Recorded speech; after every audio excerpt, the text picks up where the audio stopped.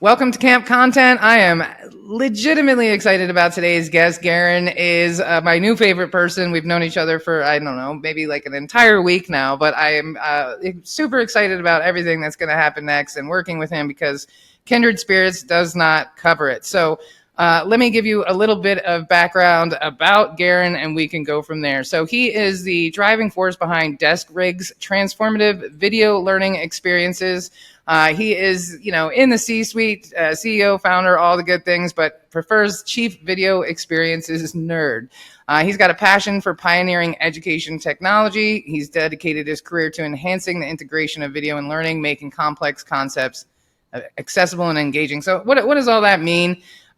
Desk Rig is a company that is taking video production to the next level. They're doing real-time post-production, shortening the gap between when you record and when you get your final product. They're doing better work than anything I have seen in a really long time, other than the work we do, of course, wink, wink. And it's just super smart business. And so I'm very excited today to jump in with Garren and talk about business and talk about why video matters, why your audio matters, and how that can close you more deals this year. So without further ado, welcome to the show, Garren. Thank you, Molly. It's so nice to be here, and I'm so grateful we got the opportunity to meet last week, and now we're best friends. So that's awesome. I know. Here we are. We even run together. It's great. Well, different places, but one day, you never know. I will come down there, and we will absolutely run in the mountains one day. Yeah. And speaking of which, Garren is about to run his first 100-mile race, which he is training for this week. So thank you for taking time from your running schedule, from your sadomasochistic exercise plan to hang out with me. But let's talk about that. You're running a 100-mile race. That says a lot. Yeah, it's a little crazy. I guess I'm a bit of a masochist. I love the punishment and the misery. And, I started running really honestly because I was overwhelmed with work, life, and I felt some mental health struggles on the horizon. And I thought, I got to figure something out before I'm popping pills that I don't really want to be taking from a doctor. Right. And so I was like, I'm going to go out and brutalize my body. And at the end of the day, it did the trick. And I'm really glad that I started running because I've been able to find a lot of mental solace and happiness in that misery and struggle. Doing hard things is fun, I guess.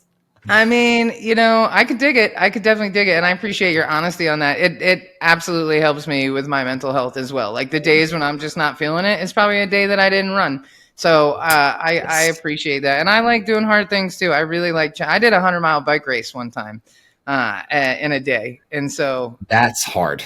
It was hard. I'll tell you my secrets off the air, but it was a good time for sure. But I mean, I was like pedaling in my bed that night, like a dog. Yes, I did 62 weeks ago, and 100 is like, I don't know what it is about being on the bike for that long, but being hunched over and all that. Oh yeah, well you gotta ride with no hands, and it was a whole thing. But I definitely respect that because I was at a women's retreat recently and they said, it was a journal prompt and they're like, when do you feel the most grounded? And I really had to think about that. And the answer was when I get off the treadmill, not when I'm on it and not before, because those are I will clean my bathroom. I will do anything but get on that treadmill. You know what I mean? I'm like, oh, maybe I have to pee. Maybe I should get some water. I'm like a kid going to bed. I'm like, just one more sip of water. And then I'm like, just get on the treadmill. But when I get off, man, it's like, I come to so many conclusions while I'm running. So kudos to you for recognizing that and leaning into it. Cause that's a hell of an accomplishment, man. 100 miles. Yes. When we get through the 100-mile race, right now it's a lot of talk and training. But when I cross the finish line, I'm sure that sense of accomplishment will definitely fill me up. Well, in my eyes, you've already even by trying, to me, that's like halfway to the goalpost. You know what I mean? So yeah, I do. Know what you mean. Challenge makes a difference. So let's talk a little bit about Desk Rig and the origin story. So explain what Desk Rig is. I mean, I could do it, but I'm sure you could do a better job. So if you could explain to people, what is Desk Rig? Yeah, we're a video experiences company. And really it's all about, pioneering new ways of showing up on video for, the average Joe to be able to show up in a way that makes them feel confident, right? I want to give confidence to people that are showing up in a different way than they're used to. You know, we're all used to going into the office, and we're all used to putting on the nice clothes and shaking hands and standing up straight and having that in-person presence. But when you get behind a camera, I mean, it's like deer in the headlights type thing. You know, people, it's like they've lost all sense of professionalism because they don't understand the tools and the sensory capture devices that go into providing an experience that makes it feel real and doesn't give you that Zoom fatigue that everybody talks about when everybody's like looking down to talk to you, not making eye contact for the entire conversation. You know, it's really awkward. And I think, you know, we formed this company out of learning how to do that prior to COVID. And so I can hop right into that if you want to go ahead and hop right into that origin story. Is I was in sales most of my career in digital sales. I was always a video nerd because I like to snowboard, and we like to make videos of snowboarding, you know, and that kind of stuff in college. And so when I got into the sales world and I got a new job helping a software company grow their enterprise sales. It was a B2B e-commerce software. We were selling to people all over the world, and Heineken, Bosch, Ableton, very large corporate organizations that every time I showed up on a video call with somebody in $1 million boardroom and I was in my basement for the first year of this job, I was like, oh, this is not working out for me. And everybody would kind of come into the call and they'd be like, who are you? Who are you?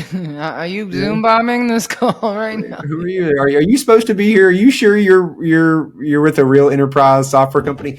And it made me realize pretty quickly that if I didn't change that perception, then we weren't going to be able to. I wasn't going to be able to accomplish my goal of helping them get kind of off the ground with their larger corporate enterprise sales. And so one day I was watching a Twitch stream.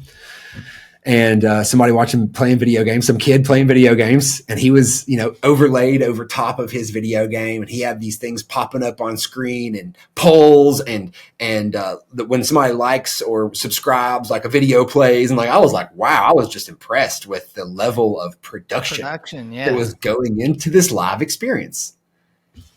And then dawned on me, like, what if I could do that with a PowerPoint presentation and business data and case studies and just different media? So called up my buddy who was a Twitch streamer. And I said, could I do this with these things? And he was like, yeah, of course you could, you know. I kind of felt silly. And so that kind of started the journey to create the first kind of virtual presence in the desk rig, which a desk rig is a noun that describes a piece of equipment on your desk. And I think for me, I think about your workstation like a virtual commuter vehicle, right? At the same time I was working, I was one of my hobbies was overlanding. So it's like car camping, and everybody calls their truck their rig.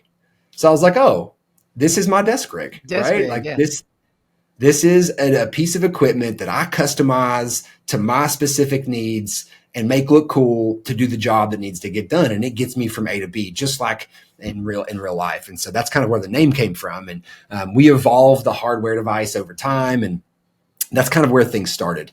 And over time, we really saw that, you know, adding the software in with OBS Studio or Ecamm Live, like all these different software started to add layers of interactivity.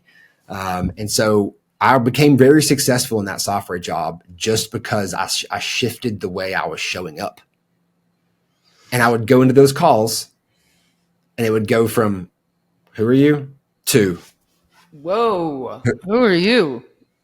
Who are you? Right. You know? And I remember the first time I was like, oh, I'm Garren Parkins with Virtual. You know, it was one of those moments where it was like light bulb. So that was 2017. I had 3 years to just kick butt on that thing. And then COVID hits and everybody goes into the virtual space and starts having to be in these meetings virtually. And I thought to myself, this is my opportunity. This is what I've been preparing for. And I didn't even know it. And so that's when I started Desk Rig. And that's kind of the origin story is, you know, I learned myself that the difference between who are you and who are you is just a little bit of know-how on video. Or knowing how to hire the right person, right? Like you guys to, Right. guide them, right? Because you know, I think people see like, your background and like, oh, like a YouTube guy and I don't want to do all that. But it's like, well, wait a minute, what is the conversion rate on your sales calls? Are you getting invited to speak on more virtual events? Are you like, I don't think people even understand like, podcast production is really expensive. And if you want to go on other people's podcasts, like buy a microphone, like get a decent like people are spending up to $1,000 an episode on their podcast. They don't want you coming on with your laptop microphone. Like I don't know where I really thought because I was live streaming in 2016 when no one was home. So killed it. No one saw it, right? I mean, we did pretty well, but like we were way ahead of the curve. But I think people just it's like they're waiting for things to go back or they just think it's okay. I don't fully understand where the disconnect is between you sound smarter when you have a microphone and You people do. want to listen to you more when you have a microphone and you're going to Yes. close more deals when you have a microphone. And so with us, all of our clients, we send them a microphone. I'm like, if one more person buys a fucking Yeti, I'm going to lose my mind. So I just Yeah. started sending people. I'm like, because I'll send them links and then they'll be like, oh, I found something similar on Amazon. I'm like, dude, that thing is $30. Like, it is not a Shure mic. Like, so I'm just, okay, I'll just send it to you. And I tell them, use it all the time. Use it on your sales calls. Really? Just use it on your sales calls. 2 weeks later, they're going, I don't know why I didn't buy a microphone before. Thank you for sending me this microphone. I'm using it on every sales call, every meeting, not just podcasts. And they're seeing a difference. But I don't know where that disconnect is. How do you manage that in this space? I guess you got to have people that really understand the value is who's coming to you. But Yeah, yeah. I mean, for a long time, I was trying to convince people, like, "Hey, you really should do this. You really should do this." And I realized eventually, you've got to focus on the people who already recognize the problem. There is the awareness phase of the sales cycle, right? And that's so we can put out content and talk about how much it can improve, your conversion rates, how much it can improve your interactivity in calls, your ability to get recognized. right. And going back real quickly, I wanted to say this analogy, but when you're talking to somebody in their car and they're on the Bluetooth audio, right? And they're going down the interstate and you can barely hear them. You're like, dude, can you just call me back when you get there? Sucks. Yeah. It takes extra. It already takes enough energy to actively listen to somebody, right? That is a skill that most people already don't possess, but it takes energy to actively listen and not always be in the respond mode, right? To compound that with the inability to understand what they're saying and decipher, like, wait a second, can you repeat that? Because it sounded like you said three different things there. That could have been three different words, and depending, but I think that's really the analogy I always use is like, do you like to talk to somebody when they're driving on their Bluetooth audio, driving down the interstate? And they're like, oh no, that's terrible. Like, I just call me when you Yeah. get there type thing, Or somebody with AirPods and they're doing the dishes and you're like, listen, I get that you think you can be multitasking, but it sounds like you're in a like earthquake. and You know, disrespectful. it's so disrespectful. I thank you for saying that. I feel the same way. I'm like, do Yes. you not care about how your content is being received? And a lot of people, right, like they're watching TikTok and stuff and they think, oh, well, this guy's getting more popular because of what? No, all the good ones are using a microphone of some kind. Whether it's a little lapel mic or a little handheld jammy, like, you can't just talk into your phone. It's like Anchor. They're like, record a podcast from your phone. I almost lost my mind. I was like, oh God, Oh, no, please. those video coaches that say like, oh, you've already got everything you need to get started right here. I'm like, that's not true. Okay. Like, you're not lying to people, but you are misleading them But you're a bit. misleading them. If you really know how to use the phone, if it's close enough to your face and you're in a super quiet room and Right. sure, Sure. you can get by, but don't think that people are going to watch that and be like, wow, they are worth $1 million. And I guess it comes down to, what do you want people to perceive your worth is at the end of the day? What's your average deal size, right? Like, how much money do people spend with you, and is your content actually working against you, And I think, Yes. talking about Zoom fatigue, People talk about that a lot, and I'm like, but it's not Zoom fatigue. I don't mind looking at people all day. It's their audio. It's and we've moved into this Dolby 5.1 surround sound world, and then all of a sudden we went from that to broadcasting in a tuna can, and Dark people ages. think they hate Zoom, and I'm like, no, it's and all my clients who I've bought a microphone, they're like, by the way, you ruined me because now I'm just judging people in Zoom calls who don't have microphones. I'm like, I'm sorry. Welcome to being an audiophile. It's not great, Right. And then you're also like, so imagine how people felt about you for the past 3 years. The flip side to that is like, wow, like, and you've got this very simple, we could even break this down. You could probably, I can tell by looking up that those are actually really nice sound panels, but you can buy something that looks just like that on Amazon and put it behind your desk and get a light and fake the funk. And you know what I mean? Just aim your camera the right way and you can look so much better. You don't have to have a recording studio, Mm-mm. No, there's a lot of, if you look on the kind of the spectrum of options that you could go with, I mean, for less than $1,000, less than $500, really, you could do something really awesome and simple. And, it's not that big of a lift. It's just the willingness to take the first step of like putting your cart together on Amazon. I mean, I have to say I agree. I've built quite a few studios over the last 6 or 7 years. And I mean, I can't tell you how many times I've gone into clients and they're like, yeah, the last vendor and we spent 10 grand. And I'm like looking at the equipment and I'm like, what is this pile of junk equipment?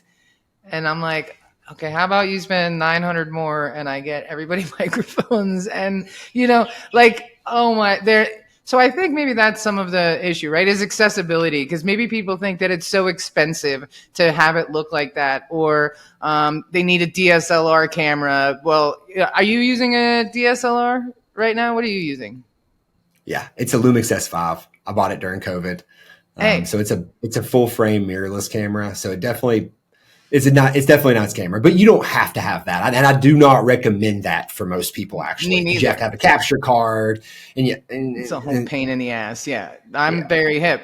So now I'm using the Opal C1, which is a $250 webcam. Looks like a pack of double mint gum, fits in your suitcase. And it's a DSLR that doesn't require the capture card and the video card and the because, right. You got to go into the settings and which stuff like that excites me. I'm like, let's do it. But most people are like, get super plug it overwhelmed. Right. And turn it on. That's it. That's it. And I recommend video or webcam, high-end webcams for most people because it is just plug and play. Boom, on, let's go. Easy. So what is your goal?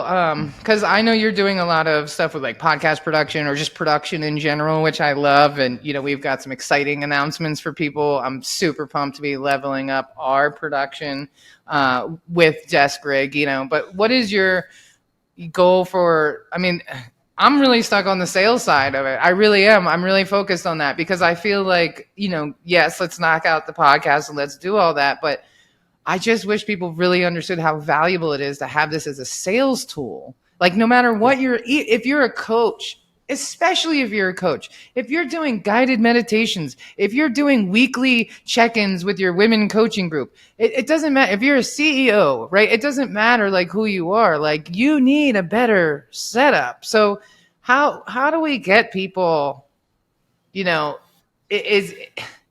do we get people there? The only thing I've been able to be successful with is just being inspiring through leading, right? Leading from the front, doing the best I can to show up, looking my best, sounding my best, performing, because this is a performance art being on video. It is. For right? Sure. I failed speech in college 3 times, by the way. So it's like not like I have some background in speaking, but it's just I lead from the front and it inspires people and they say, man, I want to look like that. How can I look like that? And the first time it never fails. The first time they get on and they get that reaction from their audience, whoever that audience may be, they'll text me and they'll be like, I've just never felt so confident ever. Like, I Oh, can't live without this now. And like, I live for that feeling. yeah, that's so And good. so I just try to tell people, I'm like, I know that this is hard up front. It's a lot to learn. You're investing a lot. But when you get that first person who's like, hey, man, you look really amazing. Like, who are you and how are you doing that? You're going to be like, what? You know? And so with the production stuff, really for us, it's like, we understand that a lot of people aren't willing to take that first step. So what we decided is like, let us take that first step for you, right? You show up, we'll use all of the tools available, the nerdiest stuff that you're probably not going to learn on your own, to take your bad webcam and the audio that you give us access to, and we'll run it through post-processing live, right? And we'll still be able to give you back something that better than what you have. I mean, you would. People show up like down here. Yeah, I know. They're like, how's my camera? Yeah. I'm like, Yes. okay, Yes. looks great. Yes. So, we'll crop them out, right? We'll put some post-processing on their audio, and we'll make sure that live recording is as good as it can get, right? And so we've learned to leverage these tools on your behalf. And in most cases, later down the road, you're like, man, I really want to look like that on my own video calls when you're not there. And I'm like, got you. Gotcha. I love it. Well, I'm all in. I impress people with my Costa Rican background, but I feel like it could be even better because as much as I love my background, it's also, it's a very hostile recording environment. I'm in a concrete metal glass room with tall ceilings. It's all windows. Very in this room, bouncy. which The is audio great. is probably very bouncy. Oh, it is. It's which is why being close to your microphone really makes a difference. So let's talk about one actionable tip that people can do to make their audio sound better today, right now. Get the microphone closer to your damn mouth. I mean, and I do this all the time. I'm like, I sound pretty good from here, and I am a hand's distance away because I don't really love the microphone. Like, honestly, I don't love this. Yeah. Well, first of all, who crazy. told anybody to do that? I mean, come on. Good Lord. But you see it all the time, right? There's like the microphone hanging down in their face, and they're like here in it. And you're like, one time I saw a lady on LinkedIn and the microphone was like back here. I was like, it's bad enough when people are doing it here, but I'm like, it is not a lamp. It is not like an Art Deco lamp. Like, what is even happening right now? And I think a lot of people just think like high quality microphone can be anywhere and it's going to pick up high, but they don't realize there's like also the science of pickup patterns, cardioid, super cardio. There's like this whole dynamic condenser. Yeah. I mean, the Yeti versus everything else. Yeah. I mean, it's a omnidirectional, bidirectional pickup pattern. Like all these pickup patterns matter. And like a lot of people get like the Sures and they talk into the front instead of the top. Right. And so I'm like, man, you paid all this money for a microphone and you're not even really positioning it. That's the thing. It's got excellent rejection. And so you need to talk past the top of it because when I start talking into the side of it, you can't hear me anymore. So, Garren, this is what we're going to do. I figured this out. We're going to meet at the next podcast convention and we're going to hire a photographer and we're going to take stock photos of people using microphones properly. And then we will flood because then our competitors will put us on their website because they won't even know. But if I see one more picture of a microphone not plugged in on these stock photos or being used the wrong way or talking into the metal bar, I mean, it's like it's almost comical. We could do a whole podcast on like bad microphone stock photos. But I think we could have a lot of fun with this. And then we'll just submit them to the directories and we can start to change. Because I really am convinced that that's why people use their microphones wrong because all the stock photos they see are people using microphones improperly. Yeah, so that's really, I never thought about that, but that's super smart and clever. And that's exactly why we're partners now. Exactly. I'm like, that is genius. I want to like log on to my competitor's website and see my face. And they'll be like, they won't even know. They'll be like, aha, you bastards. That's so funny. But and then the executive looks at the website. They're like, do you know who this is? Yeah. This is our, This is Molly. Oh, that would be great. But seriously, we need to change the messaging around it. So I know we have a little bit of a deadline. So I want to talk about, who is your best, for people who are listening this and they're thinking, okay, well, I'm not a big company with a big sales team. Like, who is your ideal client? Who do you want to work with this year?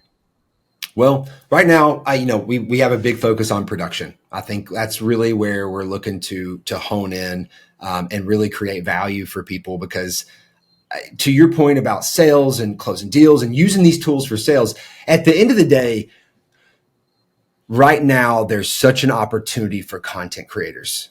There's never been an opportunity like this ever before for you to reach these vast audiences for free. Wild. For free, right? Like, excuse my French, free. It's like, come on. Like, the only thing you need to do is produce content. The only thing you need to do is stand out, is produce decent content. And then it goes up from there, right? So what I want to be able to do is help companies operationalize content creation in a scalable way. No, you're never going to get every salesperson to be able to pick up a microphone and a camera and be able to properly use them. That is just that the lift there. We're talking 10. This is going to have to be kind of like an overtime change. A new norm. Yeah. Yes, right. Exactly. So for us, we really want to be able to help these companies operationalize and scale content creation by showing up on a video call with my team.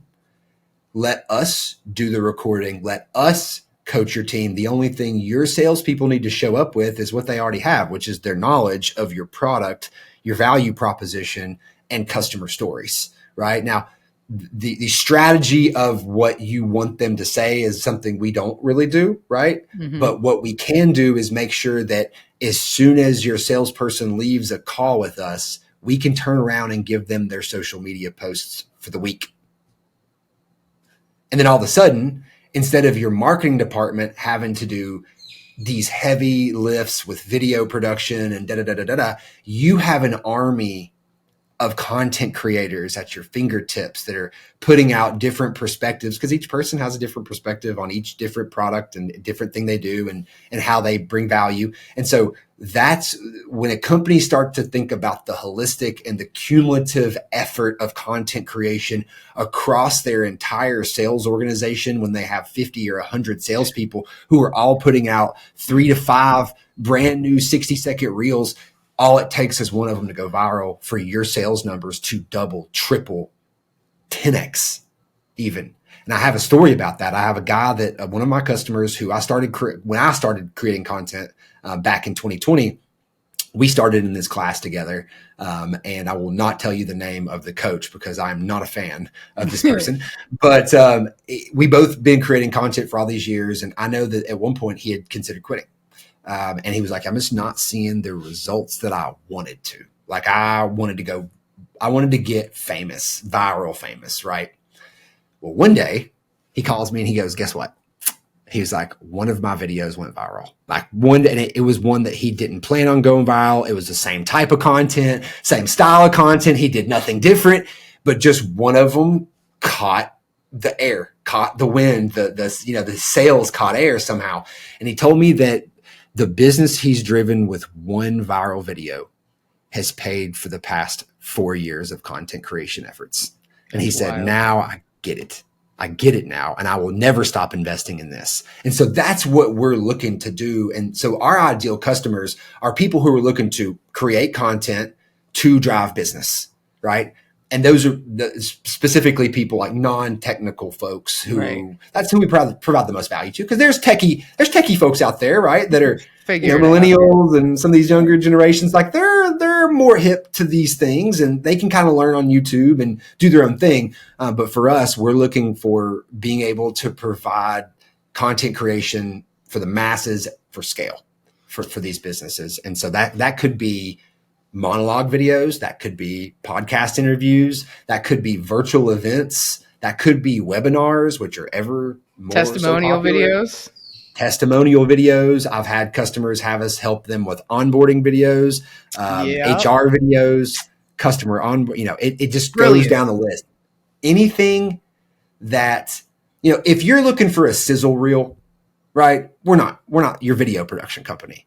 But if you're looking for day in, day out content creation that has a common thread over time, and it's repeatable, right? It's a format. We're the company for that. I love it. I think it's absolutely brilliant. I was on a podcast last week and you guys were the team, and I was admittedly much more interested in meeting the engineer on the call at the end than the podcast I was on. I was the whole time. And Brian, your engineer, is like, okay, now press this button. And I'm like, Brian, I'll do whatever you tell me to do. Like, good Lord. He just emits this like sense of peace and calm, and it's such a nice thing. So, and I would say like, listen, even if you are tech savvy, I love tech. I'm a huge tech nerd too, but like you got to know when to hold them and when to fold them, right? And I say this with clients all the time with podcasting. I'm like, listen, man, like sure you could edit, sure you could make the graphics, but like people go to school for that, by the way. And like, what else are you gonna do? You're gonna change your oil later, maybe do your taxes, play the violin at the company reception, like. Or do you want to make money? Or do you want to spend that time leveling up your business, filling your pipeline, following up on sales calls? Or do you really want to spend a bunch of time trying to learn video and all that?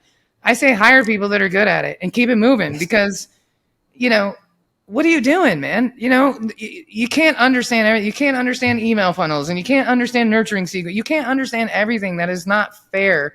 You're trying to put this pressure of knowing every job inside of a company's role because you're an entrepreneur.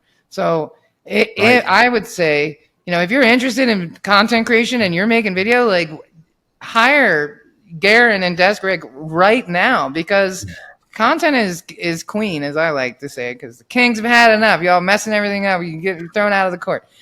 But like content is where it's at. And especially in this world with like paid and free advertising and all that, if you really want people to get to know you, put out some content, talk. Yes. And I think don't be afraid of the engagement metrics. That's a big thing I like to talk about is I can't tell you how many people outside of my professional life have been like, dude, I love your videos. And I'm like, I go back and I'm like, you've never liked one of these videos. You've never commented on, people are watching. People are watching. And when they'll buy when they need you. When they're ready. They don't just all of a sudden, they have to recognize they have the need, right? It's like you don't hire ServPro until your basement floods. Flooded, exactly. But I know who ServPro is. I literally, you know what I mean? That's the brand name I used. It's about gaining the branding recognition. And funny enough, I recently started a new personal series called Running in East Tennessee. That's it. That's the whole thing. It's 10-second videos. Running in East Tennessee. I see a beautiful view on my run that captivates me. I'm like, I pull my phone out. I'm like, you want to know what it's like to run in East Tennessee? And then I'll like pan to the view, right? And then I'll be like, running in East Tennessee, and the organic growth that I've seen on my personal Instagram. And it was really it was an experiment to prove how, just having a simple branding exercise and a simple message and doing it on video could grow, could grow my personal brand, which ultimately will grow my business as well. Right. Exactly. It's all cumulative effort. And so, yeah, I think content is the most important thing for any business professional right now. And I think we're still ahead of the curve, like all of us that are doing this right now. I think this is still the early stages of this world. And if you want to get more speaking engagements, listen, when they're looking through those applications, they're picking the people with a good camera and a good microphone. Don't be fooled. They're weeding out all the yahoos first, and then they're deciding between who actually has a decent setup. So if you are interested in getting on more virtual stages in any capacity this year, whether it's a presentation or a panel or a podcast, this stuff is really important. It's going to be really, really important. So, and audience growth does not happen overnight. That's another thing I want to say is it's like you can pay to be in a pod and get fake likes and fake follows and this type of stuff. You can do that. That's not a real way to grow an audience. What you want is an audience of people who are willing to jump when you ask them to because they love what you do. They love the message you provide. They love the value you provide their lives, right? How much you've helped them. And so to people who are looking to get speaking gigs, right? They want to hire people who already have a built-in audience to tap right for the event. and that's not going to happen overnight. The only way to do it is incrementally. One video a day, one new follow a day, right? It's 1% better every day, right? And over the couple of years that you do this, you're going to become a better speaker, right? You're going to hone in your messaging. It's practice. It's all practice. So when you're making videos, don't think about it having to be perfect. It doesn't. And when we talk about tech, these are two separate conversations, right? Yeah, your tech is going to improve the quality, but it's the cumulative effort of your messaging and your practice and your showmanship and the technology that's going to grow your audience, that's going to grow you as a professional, and ultimately going to grow the bottom line and your value. 100%. Well said, Garren. Well said. Listen, thank you for coming on the show today. I always enjoy hanging out with you and talking with you, and I think this was really helpful. I hope people got some takeaways from this. I hope they call you. I know, Heartcast Media is going to be partnering up with Creag real soon here. So if that's not a, testimonial, I don't know what is. And I'm very excited to level up our production and see what fun stuff we can come up with. And how much trouble you and I can get in at various I can't wait. Events this year. Yeah. It's going to be a riot. It's going to be a riot is what it's going to be. I've never been more excited to go to a podcast convention, honestly. Like let's do this. We could go running, we could do it all. We can do everything. So thank you for spending some time with us. All of your links and everything are in the show notes, so people can click below and get on board with Garren and get hip with Creag. I really can't say enough, and I've seen a lot. I've built a lot of studios. I've seen people who do this, and this is the one that makes the most sense to me, looks the best, and just makes the most sense. So on that note, thank you, Garren, and thank you for tuning in to Camp Content. And until next time, be excellent to each other, and I will see you on the internet. Sounds great. Thanks, Molly.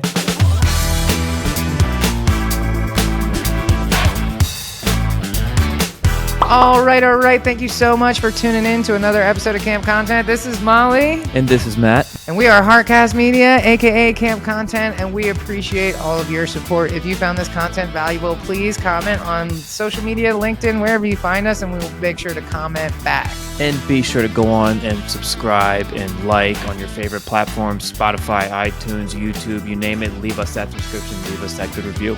We'll love you forever. So until next time, be excellent to each other, and we'll see you next week.